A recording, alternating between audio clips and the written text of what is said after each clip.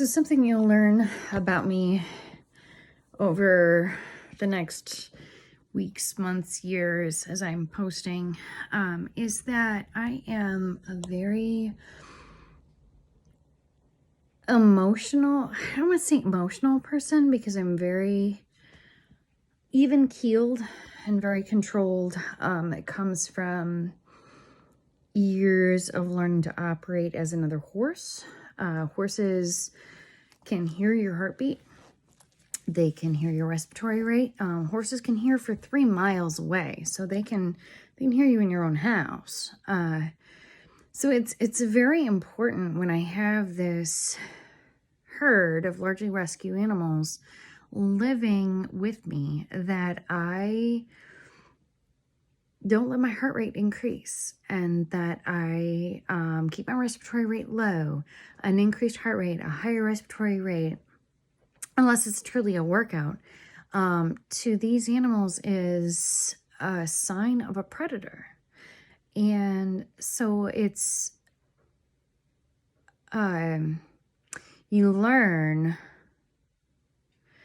especially with rescues, you learn to keep control of all of that. Even if there is an adrenaline spike in yourself, you learn to basically just shut it down. And I don't want to say suppress it. I still feel everything that I'm feeling. I still feel that adrenaline spike. I still feel the little bit of anxiousness, but I'm able to very quickly say, nope, it's not something I need to worry about.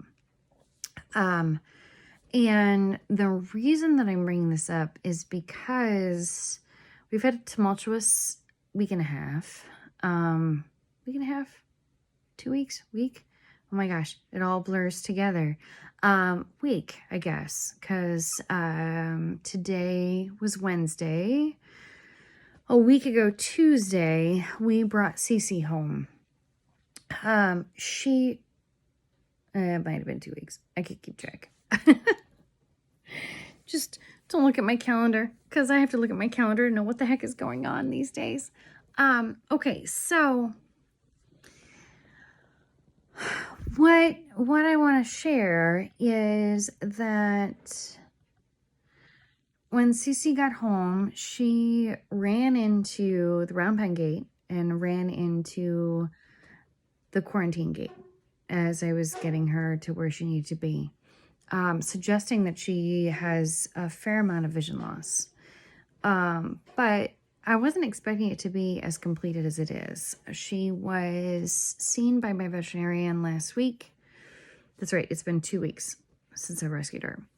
She was seen by my veterinarian last week, and he was able to, through a dye test, confirm she's completely blind in her left eye and mostly blind in her right. She has basically a chronic uveitis. It flares up regularly, and every time that it resolves, there's more vision loss. So her left eye, truly, she has no vision left. And in her right eye, she had slight vision at the time of my veterinarian's exam. But as this bout of uveitis is resolving, we're approaching the idea that she has no vision left at all in the right eye either. So last week, after talking with the vet and talking with a few of my farm members, and we're not a non-for-profit. I don't have a board. I don't have people who I make these kinds of decisions with out of obligation. I make these decisions because my farm members are people that I love and trust and have built significant relationships with. And so we can have these really intimate conversations about, do we put a horse down? Don't we? And I had everything in place to put Ceci down. The idea was, she's untrained. She's probably older. We don't know. Like, she's not the 8 or 9 years old that her previous owner suggested. He's elderly. He's confused. For all we know, the horse that was put down on his property 2 months ago as his wife was dying was actually the younger horse of the 2 horses on his property. At the same time, the only gray that I see on Ceci looks like it's from previous injuries. There's some on her, along her jawline on one side, and maybe 1 or 2 spots on the other side, like very classic of barbed wire injuries. So yeah, I don't know, but her palate suggests that she's much older. Again, if she has had no dental care as a result of her owners getting older and having trouble taking care of themselves, therefore definitely not taking care of her, I could see how that could develop and look a lot older. Especially she was fed primarily grain and hay. She didn't have a lot of grazing land. So that could destroy a horse's mouth pretty quickly. So initially, and honestly, for the last week and a half, or week since we saw the vet, it was, I think I have to put her down. I think that's the best decision. I had someone tell me, and he's right, that I have a lot of talent, could help so many horses. There are so many horses that need help that I could help so many more horses by not putting my effort into this one. Especially because what is she going to be good for in the end? She's blind. Is she going to be safe for anybody? Is she going to be viable for anything? And it's been a long haul in the last week. So started there. I've talked to a few other, several other members of my farm, including some who own horses here, and horses who live here, and ran through every scenario and came to, we have to put her down. She's not safe. She could hurt me. She could hurt the people that take care of her. She could hurt the kids that are around her. And she's probably a little older than what was initially suggested. A little or a lot older than was initially suggested. At the same time,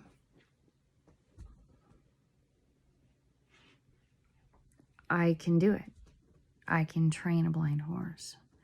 I have no doubt, especially with her, with this mentality that she has. She is incredibly sweet. She is an incredibly fast learner.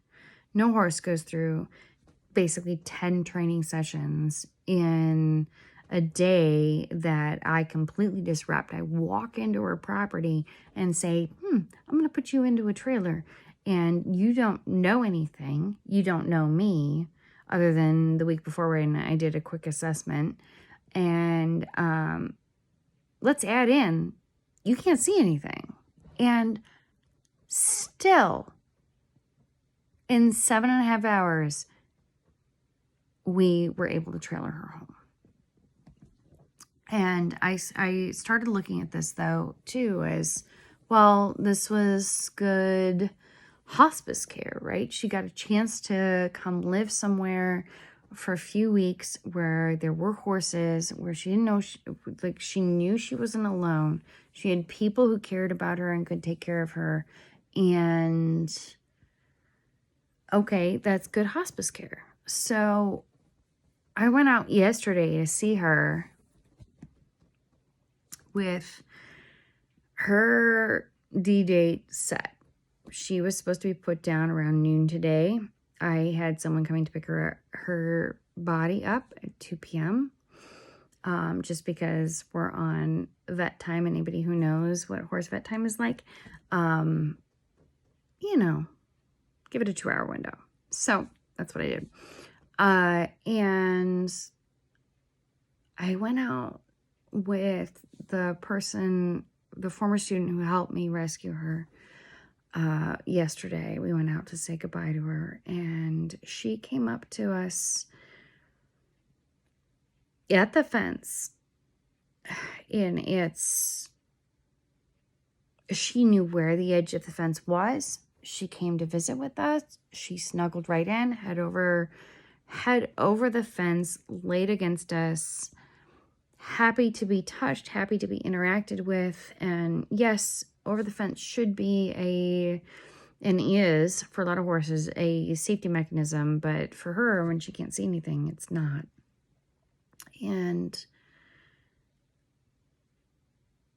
the peace that she had and the desire to continue life that she had, the depression was gone.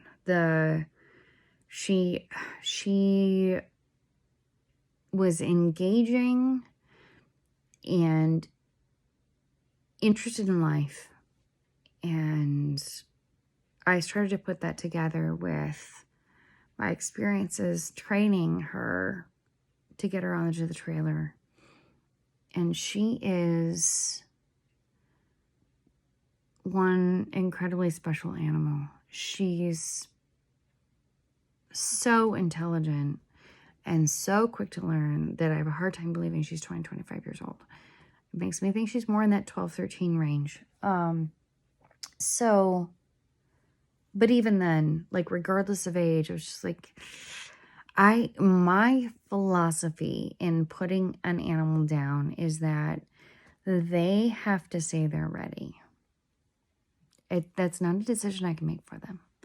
And horses, I guess any animal, but with horses it's more visible. They will fight it. If they don't want to be put down, they will absolutely fight it. And she was going to fight. She told me right then and there she was going to fight. No, not by any kind of aggressive, assertive behavior. Just, I'm loving life. I'm loving being able to snuggle with you guys. I'm loving being able to interact with everybody around me and all the horses, all the people. And I went to bed last night unsure of my decision. I then dreamed that I successfully trained her and that it was easy to do, which it shouldn't be because she has little to no vision, or maybe no vision at this point. And woke up this morning, it's a rainy day. I was fighting migraine yesterday. I think it was probably stress, honestly. Yes, partly the big weather change we're all going through. I got a text from a few of my students like, oh my God, I have a migraine too. But now that I'm thinking about it, I think it was that, and that I was dealing with the stress of putting a horse down who wasn't ready. So I dropped my daughter off to school. Whole time thinking about this, got back in the car, called the person who was going to pick up the body to confirm, and told him my challenge and my struggle. And he's not a horse guy, but his wife and his mother both were. Wife is, mother was. And so he completely got it. And he's like, you know what? This is a really tough decision. I can't help you figure it out, but I will say this is a really tough decision. So I was like, yeah, it really is. So I confirmed him for 2:00. I hung up the phone and I called another one of my boarders who has helped me through this conversation about Ceci, and told her, I just like, I can't do it. I don't think I can do it. And this is why, this is an incredibly intelligent animal. She is an easy keeper, which suggests that she's younger than she is. She's a fast learner, which also suggests that she's younger than what her palate suggests. And she's not done. Like, bottom line, she's just not done. And so 20 minutes on the phone with her, and I called everything off. I called the vet and canceled. And the vet goes, oh my gosh, thank you. This makes our day that much easier. It was one of those things that they had to work into the schedule, which is awesome that they were willing to do that. But I just told them, I'm like, we're going to give her a month at least and see what she can do. And then we'll make this decision. And I called back the person who was going to take her body and told him what I decided. And he goes, great. I'm so happy for you that you figured this out. And this is like an old school farmer, you guys. So the fact that he was just appreciative of my situation and supportive of it was just incredible. And so I told him, I said, thank you so much. I'm going to hold off. And I'm going to see what she can do. And he goes, okay, great. Let me know. And let me know if there's anything that I can do to help. And he was just, oh my gosh, amazing. So then I had to call the person that helped me rescue her, because we were unaware of the situation. And found out after the fact that she was almost completely blind, and I knew she was untrained, but almost completely blind with no real visual cue on the left side, and the right side truly just looked like an eye infection, which is, yeah, uveitis. That's what we're at. That's what it looks like. So he had agreed to split the costs of euthanasia and body disposal with me. So he brought me cash yesterday, and, and we're talking like all together, the whole disposal was going to be about $1,200-$1,300. So he brought me half of that in cash yesterday, and that was the last phone call. I called him and said, not doing it. I can't do it. And I told him why, and I'll get your cash back to you. I can bring it right now. And he's like, nope. He had other plans. I said, okay, I'll stick it in an envelope and make sure that it's marked so that it doesn't get allocated for anything else, because things do happen like that around here. And I'll bring it back to you, or you can come pick it up or whatever. So, and then the next phone call was to my dentist, and called to request an appointment to mess with her teeth. Yep, it's gonna cost $700 or so, or maybe a little more, and I think it's worth it. It'll still take between a month and 2 months to get him out here, because he's one of the best dentists in the country, and so he's in demand. But once I get him here, he'll be able to do the incisor work that needs to be done to bring her palate back into place, and we're gonna go from there. I'm really hopeful for this horse. She's such a fast learner. I'm gonna post some videos here in a little bit about her training sessions today and her acclimation today. We made some big changes for her, but also asked a lot of her today, and she stepped up. She is all gung-ho, happy to be a part of this. She chats when she's happy. We have several horses that do that, where it's almost a snort, but not quite. Like it's truly like chatting. And when we get her fully engaged, that's what she does. She chats. She's content.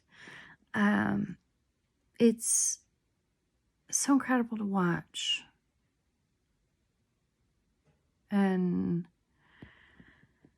it's just such a beautiful thing. because she is training so quickly, there's going to be a lot of content that hits our YouTube channel very fast. Like I think even today, I don't know, I have 6 or 7 videos to post about her progress. And it may seem overwhelming to you guys, but just remember, it's not overwhelming to her. This is what she's chosen. I am very much a person that, hey, a horse trainer that we hit that threshold where we need to quit. The horse's mentality can't handle it anymore. They need some downtime to go think, and we're gonna do that. And Ceci just, we do something and she goes, give me more, or what's next, and it just keeps going until we finally reach a stopping point where we're like, okay, that's enough. Let's call it a day. So I'm going to be really interested to see what she does in the next 30 days. Because to her, 30 days of training, if she proceeds this way, 30 days of training is going to be done in 2 weeks. We'll see where she ends up. So follow us, subscribe, enjoy the videos we're going to post about Ceci. And I have visions of her becoming a dressage horse, demonstration dressage horse. She's, with her full blindness, not going to ever be able to do jumping, I don't think. Then again, I've had blind horses jump before. But my focus will be to get her really comfortable on the ground, and I'm not interested in Western English pleasure for her. For most horses, it's boring to them. So we're going to take advantage of her conformation and help her use it to the best of her ability and get into some really fun things for her, I hope. So stay tuned. We'll see what happens.